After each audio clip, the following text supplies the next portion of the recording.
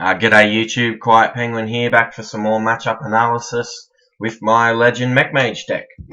Here we're playing against a Rogue and we're on the draw.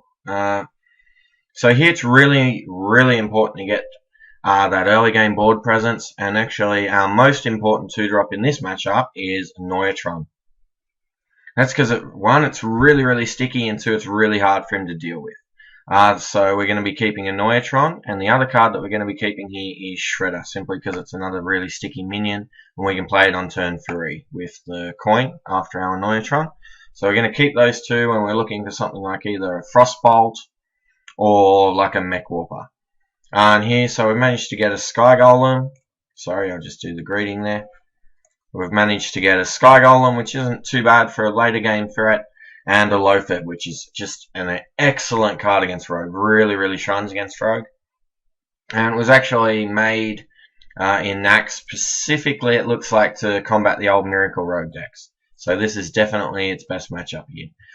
So here it's a pretty easy turn. We're just going to play out our Neutron and pass the turn over. It's a nice card back, this new card back. Oh man, have you guys seen the new card back for February? It looks great. It's like this Lunar card back, apparently, to celebrate the Lunar New Year. It looks really good. If you haven't seen it already, guys, I recommend checking it out. It looks fantastic.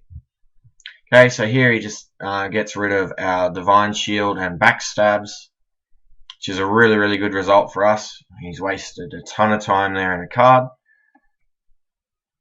Alright, so here we draw a Spider Tank, so we've got the option of either coining out a Shredder or just playing the Spider Tank. Here we're going to keep the coin for later. We might either want to get out, say, an early Sky Golem or even maybe Loatheb next turn, so we'll just keep the coin since we drew this Spider Tank.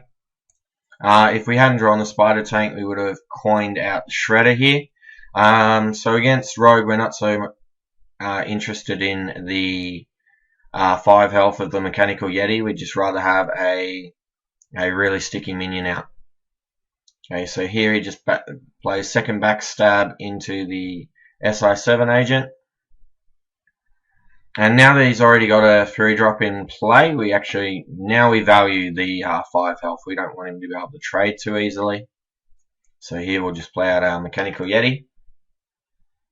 And this game's going pretty well. I mean, we want the Rogue to be spending his time dealing with our board constantly, so he doesn't have time to go face. And as you can see, we've got quite a lot for him to deal with.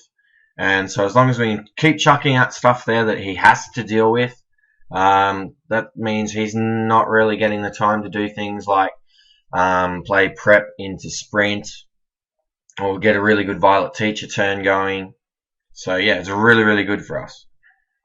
More so in this matchup than other ones, though, we need to be clearing the board, which is annoying, but I mean that's just how games go. So here we're going to kill off that Azure Drake, and we're going to play a Blast Mage and try and kill off this agent. Hopefully we can do it. And let's say we'd only managed to get 2 damage on it there, then we would be able to just coin Hero Power to finish it off. So again, we've managed to get the board and we're still on 26. So we're in a nice spot here. Okay, so he just shivs off our Mechanical Yeti. Both get a spare part, which is fine. Get a really good one there. So does he. Alright, so here he probably just attacks face and re-equips the weapon, I think. Yep, and that's an okay turn for us. I mean, he killed off a Yeti, which was basically dead anyway, and froze this and only dealt us 1 damage, so we're pretty happy with that. Here we just want to put as much stuff on the board as possible, and the best way for us to do that is to go coin Dr. Boom.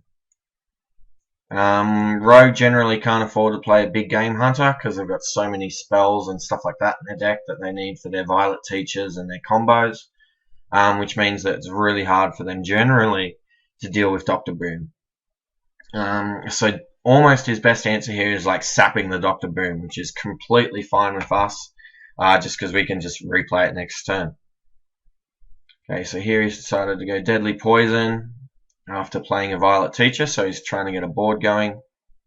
Sinister Strike. And so as you can see here, now he's decided he can't deal with our board anymore, so he has to go face, which is fine with us. because we've already got 14 damage on board, and here's where Loatheb is going to come in mega handy. So he's currently concealed 6 damage plus the weapon 9, so we're effectively at 10. So here we kind of need to work out what he could have to kill us. He could have Eviscerate, which would be 8 damage, provided he can proc it first with another card. So he could do something like South Sea Deckhand into Eviscerate, or he could do, say, Eviscerate for 2 damage into Tinker's Sharp Sword Oil plus like a Deckhand or something. So basically, just work out a few different permutations in your head. Work out if it's possible for him to kill us. So as you can see, there's a few different lines there he could take. I mean, it's going to take 3 or 4 cards for him to kill us from here, but it's possible. And that means that we're obviously going face here with all our minions. That's our only option. And here we really need to play the Loatheb. We really need to be able to try and cut him off with those turns. And playing Loatheb also cuts him off. We're also, just going to play out the Snow Chugger and pass. Playing Loatheb there also cuts him off doing something like Tinker's Sharp Sword Oil to get a 6 power weapon, and then going Blade Flurry to kill most of our board. So here he can spend his whole turn to Blade Flurry, but it's not going to kill all our stuff. Alright, so he starts off with a fast here, and he can no longer afford to play Blade Flurry, which is excellent for us. And as you can see, he's already looking at trading off the board. So we're in a great position here. If he's starting to trade off our board here, we're in not as big a problem. And if he hits that Snow Chugger, he's going to be frozen. So we're in a great spot here now. Loatheb was pretty key there, as you can see. So Loatheb's a really good card. Just having a 5/5 for 5 is really solid value, and we actually get more than that. Okay guys, and he was unable to finish off our board, which means we can just kill him really easily. We've got 14 damage on board, plus 1 more for the ping. And so that's game. And that's generally how I found Rogue to go, guys. You just need to keep that early game pressure. Just play something that he has to deal with your board in that early game, and then let some of your late games minions take over. Stuff like the Dr. Boom that you saw there. We even had the piloted Sky Golem, which would have been fine. Even stuff like piloted Shredder and Mechanical Yeti is really good in this matchup. Just these difficult to remove minions that keeps your board presence and keeps him occupied. And then slowly, all of a sudden, your board becomes sort of unbeatable, and he just has to go, okay, the only way I'm going to win this game is by going face.